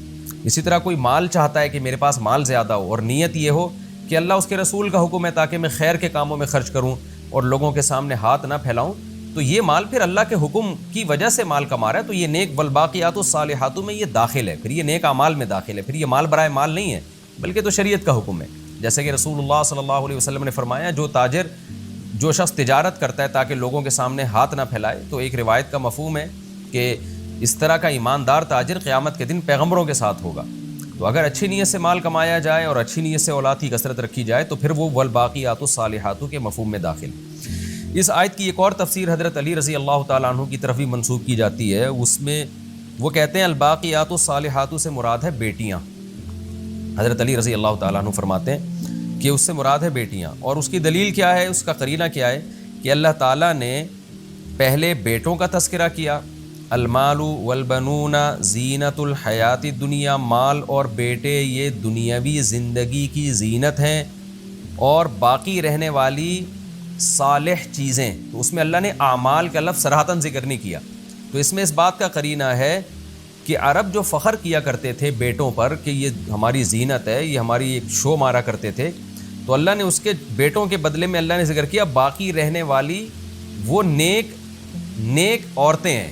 الصالحات میں تو مطلق صالح کا لفظ ہے نا، اب ہمیں نہیں پتہ اس سے اعمال مراد ہے یا اولاد مراد ہے، تو چونکہ یہ مؤنث کا لفظ ہے تو اس لیے اس سے میں اس بات کا واضح قرینہ موجود ہے کہ اس سے بیٹیاں مراد ہو سکتی ہیں، کیونکہ بیٹوں کے مقابلے میں ان کو ذکر کیا جا رہا ہے۔ تو اللہ نے ان بیٹیوں کا تذکرہ اشارتاً کیا کہ اصل جو چیز ہے وہ باقی رہنے والی بیٹیاں ہیں۔ کیا مطلب کہ بیٹوں پہ عرب لوگ فخر کیا کرتے تھے، اور یہ فخر ان کے جہنم میں جانے کا ذریعہ تھا، کیونکہ یہ فخر ان کو دین حق پہ چلنے سے روکتا تھا، جبکہ بیٹیوں پہ فخر نہیں کرتے تھے، کیونکہ بیٹیاں تو کہا جاتا تھا، آپ بھی کہا جاتا ہے کہ جی پرائی ہوتی ہیں اور وہ تو رخصت ہو کے گھر سے چلی جائیں گی، اور وہ تو ہمیں نہ جنگوں میں کام آتی ہیں نہ وہ ہمیں کما کے دیتی ہیں۔ تو جبکہ رسول اللہ صلی اللہ علیہ وسلم نے اس کے مقابلے میں کیا فرمایا، جس نے 3 بیٹیوں کی کفالت کی میں اس کے لیے جنت کی ضمانت لیتا ہوں، جبکہ ایسی ضمانت آپ صلی اللہ علیہ وسلم نے بیٹوں کی کفالت پہ نہیں لی۔ وجہ کیا ہے کہ یہ تو صرف اللہ کی مخلوق سمجھ کے آپ ان کو پال رہے ہو نا، ان سے آپ کا کوئی دنیاوی مفاد تو ہے نہیں. تو اس لیے اللہ نے فرمایا کہ جس اولاد کو تم دنیا کی زینت سمجھتے ہو وہ صرف دنیا کی حد تک ہی زینت ہے. تو اصل تو وہ بیٹیاں ہیں جو باقی رہنے والی ہیں. باقی کا مطلب کیا ہے؟ جن کے اثرات ہمیشہ باقی رہیں گے، جن کے جو رحمتیں ہیں ان کو پالنے کی وجہ سے جو تمہیں جو نیکیاں ملیں گی وہ ہمیشہ باقی رہیں گی. تو یہ بھی بہرحال ایک تفسیر کی گئی ہے. اور خوب سمجھ لیں، جب مفسرین سے یا صحابہ تابعین سے اس قسم کی تفسیریں منقول ہوتی ہیں تو اس تفسیر کا مطلب یہ ہوتا ہے کہ الباقیات الصالحات کا ایک مصداق یہ بھی ہے. تو وہ تفسیر اس تفسیر کے اپوزٹ نہیں ہوتی جو جمہور نے کی ہے. تو حضرت علی رضی اللہ تعالیٰ عنہ کی اس تفسیر کو ہم اگر لے لیں تو اس کا مطلب یہ ہوگا، جو میری ایک رائے ہے وہ یہ ہوگا کہ والباقیات الصالحات کا اصل مفہوم تو یہی ہے کہ نیک اعمال، لیکن بیٹیاں بھی اس نیک اعمال میں داخل ہیں، ان کو پالنا. اور بیٹیاں اس موقع پر اس نیک اعمال کا سب سے پہلا مصداق ہیں. یعنی یہاں قرآن مجید میں الباقیات الصالحات سے مراد نیک اعمال ہی ہیں، لیکن ان نیک اعمال میں یہاں سب سے پہلا نمبر جس کو قرآن جس کی طرف اشارہ دے رہا ہے وہ ہے بیٹیوں کو پالنا. تو اس طرح سے دونوں تفسیروں میں تطبیق ہو جائے گی، کیونکہ بیٹوں کے مقابلے میں ذکر کیا جا رہا ہے اور مؤنث کے صیغے اس کے لیے استعمال کیے جا رہے ہیں. یعنی قرآن یوں بھی تو کہہ سکتا تھا نا العمل الصالح، نیک عمل، تو لیکن قرآن نے الباقیات الصالحات کا تذکرہ کیا. آگے قرآن کہتا ہے، اچھا اس آیت سے علماء نے استدلال، پردے پر بھی استدلال کیا ہے کہ دیکھیں قرآن کہہ رہا ہے کہ بیٹے زینت ہیں، تو زینت ہمیشہ دکھائی جاتی ہے، جبکہ بیٹیوں کو اللہ نے زینت نہیں کہا. اس سے پتہ چلتا ہے بیٹیاں چھپانے کی چیز ہیں، پبلک کو دکھانے کی چیز نہیں ہے. یعنی جب بیٹیاں جوان ہو جاتی ہیں تو وہ چھپانے کی چیز ہیں، گھر کی چار دیواری میں یا کہیں بھی جانا ہو تو پردے کے ساتھ جائیں. تو بیٹے ہیں جو زینت کا ذریعہ بنتے ہیں، دنیاوی زینت. آخرت میں تو ظاہر ہے وہ بیٹیوں کو پالنے کے فضائل اسلام میں زیادہ ہیں، لیکن دنیاوی زینت کے اعتبار سے زینت اسی چیز کو کہا جاتا ہے نا جو نمایاں کی جاتی ہے. تو اس میں اللہ نے یہ مانا ہے کہ بیٹے دنیا کی زینت ہیں. وہ اس کا انکار تو نہیں کیا اللہ تعالیٰ نے، انکار اس بات کا کیا ہے کہ اس زینت پر فخر نہ کرو اور اللہ سے غافل نہ ہو. تو اس سے بھی پتہ چلتا ہے کہ بیٹے تو دکھائے جائیں گے اور ان کو آپ لے کے جائیں، ہر جگہ تعارف کروائیں. بیٹیوں کو چھپایا جائے گا، وہ باپ کے گھر سے رخصت ہو کے شوہر کے گھر میں جائیں گے. وَيَوْمَ نُسَيِّرُ الْجِبَالَ وَتَرَى الْأَرْضَ بَارِزَةً. اب چونکہ قرآن بار بار اس دنیا کا دار فانی ہونا بیان کر رہا ہے کہ دنیا فنا ہونے والی ہے، ختم ہونے والی ہے، تو اب دنیا کیسے ختم ہوگی، کھیتیاں کیسے ختم ہوتی ہیں، اس کی تو اللہ نے مثال دے دی.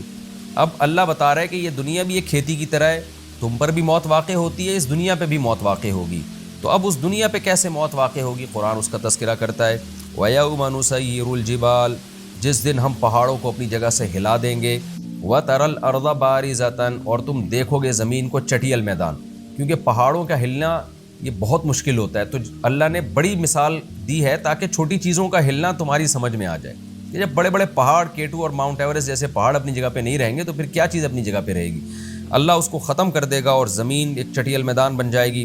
پھر اس کے بعد دوبارہ جو سور پھونکا جائے گا پھر کیا ہوگا، وَحَشَرْنَاهُمْ، ہم ان لوگوں کو جمع کریں گے، فَلَمْ نُغَادِرْ مِنْهُمْ أَحَدًا، اور ان میں سے کسی ایک کو بھی ہم نہیں چھوڑیں گے. کوئی ایک آدم سے لے کے قیامت تک آنے والا آخری انسان میں کوئی ایک ایسا نہیں ہوگا جو میدان حشر میں جمع نہ ہو. اس کے بعد کیا ہوگا، وَعُرِضُوا عَلَىٰ رَبِّكَ صَفًّا، اور اے مخاطب تیرے رب کے سامنے سب پیش کر دیے جائیں گے صف بنا کے. وہ صفیں کس ترتیب سے ہوں گی اللہ ہی اس کی تفصیل جانتا ہے.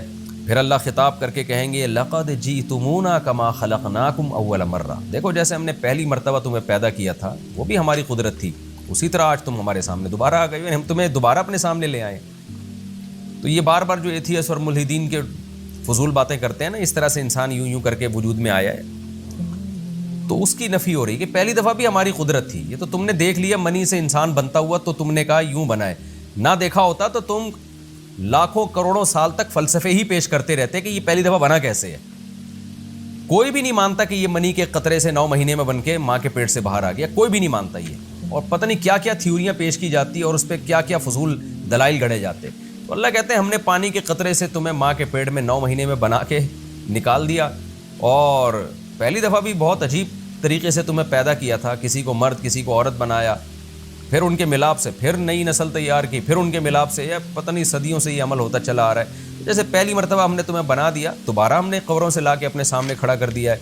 بل زعمتم، لیکن تم کیا سمجھتے رہے، اللہ نجعل لکم موعدا، کہ ہم تمہارے لیے کوئی وعدے کا وقت رکھیں گے ہی نہیں جس میں ہم نے تمہیں دوبارہ جمع کرنا ہو. تم یہی فضول باتوں میں لگے رہے کہ یہ کیسے پاسبل ہے، یہ تو ہو نہیں سکتا. ووضع الکتاب، اللہ کہیں گے کہ ہم تمہیں جمع کر کے بتائیں گے، دیکھو آ گئے نا تم. اس کے بعد کیا ہوگا، ووضع الکتاب، اعمال نامے رکھے جائیں گے لوگوں کے سامنے لا کے. فتر المجرمین، اے مخاطب تو مجرموں کو دیکھے گا، مشفقین مما فیہ، اس کتاب میں جو کچھ لکھا ہوا ہوگا اس کی وجہ سے وہ ڈر رہے ہوں گے. اس کتاب میں ان کی ساری بدعمالیاں ہوں گی جس کو دیکھ کر وہ گھبرانا اور پریشان ہونا شروع کر دیں گے. وَيَقُولُونَ، اور اتنا پریشان ہوں گے کہ کہیں گے یا وَيْلَتَنَا، ہائے ہماری بدبختی، مَا لِهَذَا الْكِتَابِ، اس کتاب کو کیا ہو گیا ہے، یہ کیسی کتاب ہے. لا یغادر صغیرۃ ولا کبیرۃ الا احصاها، کہ کوئی زندگی کا چھوٹا یا بڑا پہلو ایسا نہیں ہے، عمل ایسا نہیں ہے مگر یہ کہ اس کتاب نے اس کو محفوظ نہ کر لیا ہو. یعنی ایسا رزلٹ تو ہم نے آج تک کبھی نہیں دیکھا.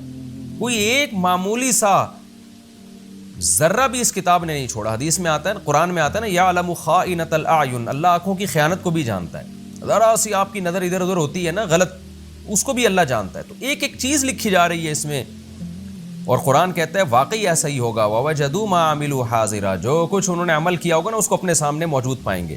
وَلَا يَظْلِمُ رَبُّكَ أَحَدًا، اور اے مخاطب تیرا رب کسی پہ ظلم نہیں کرے گا.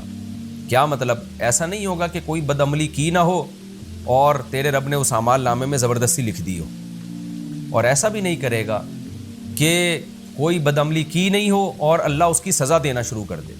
تو اس لیے جو کچھ ہوگا حقیقت پر مبنی ہوگا، تبھی ان کی چیخیں نکلیں گی. جب ہم رزلٹ دیکھتے ہیں نا اور ہم دیکھتے ہیں کہ جو کام ہم نے نہیں کیا یا پیپر ہم نے اچھا دیا تھا نمبر ہمارے کم آئے ہیں، تو ہم ایک دم ٹینشن میں نہیں جاتے، بلکہ ہم کہتے ہیں یار یہ رزلٹ ہی غلط ہے، میں اس کو چیلنج کروں گا. تھوڑی سی پریشانی تو ہوتی ہے لیکن ایک امید بھی ہوتی ہے کہ بھائی میں نے تو پیپر اچھا دیا تھا، یہ اتنے تھوڑے نمبر کیوں آئے ہیں، اس کا مطلب یہ پیپر چینج ہوا ہے یا جو چیک کرنے والا ہے اس سے غلطی ہوئی ہے، تو میں جو ہے اس کیس کروں گا اس پہ. لیکن اللہ کہتے ہیں کہ چونکہ وہ جو کچھ انہوں نے کیا ہوگا نا اس کو اپنے سامنے موجود پا رہے ہوں گے، اور تیرا رب کسی پہ ظلم نہیں کر رہا ہوگا، تو اس لیے ان کی جو چیخ و پکار ہوگی وہ بالکل بجا ہوگی. وہ دیکھیں گے یار یہ سب وہی چیزیں ہیں جو ہم کر کے آئے ہیں. تو اس لیے اللہ تعالیٰ فرماتے ہیں تیرا رب کسی پہ ظلم نہیں کرے گا. یہ ہمارا رکوع الحمدللہ کمپلیٹ ہو گیا، اور اس رکوع کا مختصر سا رکوع تھا. اس کا خلاصہ یہی ہے کہ اللہ نے بتا دیا بھائی یہ دنیا دار فانی ہے، لہلہاتی فصلوں سے عبرت حاصل کرو، یہ ہمیشہ نہیں لہلہاتی ہیں. تو یہ لہلہاتی دنیا، یہ سائنسی ترقیاں، یہ چاند اور مریخ پہ پہنچنے کی باتیں، یہ بھی اسی کھیتی کی طرح ہے کہ جو ابھی اس درخت کی طرح جو نشو و نما پا رہا ہے. تو آپ اس دنیا کی اس ترقی کو تو دیکھ رہے ہو، یہ نہیں دیکھ رہے کہ ہر ترقی کے بعد ایک زوال بھی ہے. تو رزلٹ اس کا یہی ہے، لہذا ترقی سے اللہ نہیں روک رہے، اس دنیا سے دل لگانے سے روک رہے ہیں. اور پھر اللہ نے دنیا میں ان دو چیزوں کی مثال دی ہے جو دو چیزیں بہت زیادہ اٹریکٹیو سمجھی جاتی ہیں، ایک مال اور ایک اولاد. تو اللہ کہتے ہیں یہ مال اور اولاد بھی فانی ہے، تو نیک اعمال کو فوکس کرو. یعنی کچھ بھی کرنا ہے تو اللہ کو راضی کرنے کے لیے کرو، اس کا ثواب بھی یقینی ہے، اور اس پہ جو امیدیں لگاؤ گے تم، ان امیدوں کے مطابق تمہارے ساتھ معاملہ بھی ہوگا. کہ دنیا سے جب امیدیں لگاؤ گے تو تمہیں خاک بھی مل سکتی ہے اس میں. اور پھر اللہ نے قیامت کی ہولناکیوں کو بیان کیا، اور پھر انصاف کو بیان کیا کہ کیسے اللہ تعالیٰ مجرمین کے سامنے اعمال نامے لا کے رکھ دے گا. تو یہ اس کا حاصل یہی ہے کہ یہ جو بار بار کہا جاتا ہے کہ کوئی دوبارہ زندگی نہیں ہے، کوئی حساب و کتاب نہیں ہے، اللہ کہتا ہے زندگی بھی ہے دوبارہ، حساب و کتاب بھی ہے، اور ایسا حساب و کتاب ہے کہ تمہاری چیخیں نکل جائیں گی. اللہ تعالیٰ ہم سب کو اس حساب و کتاب کے دن کے آنے سے پہلے اس کی تیاری کی توفیق عطا فرمائے. اور اگر ہم سے کوئی غلطی ہو جاتی ہے تو جلد سے جلد اللہ ہمیں توبہ کرنے والا بنا دے، کیونکہ ابھی توبہ کا دروازہ کھلا ہے، اس دن توبہ کا دروازہ بند ہوگا.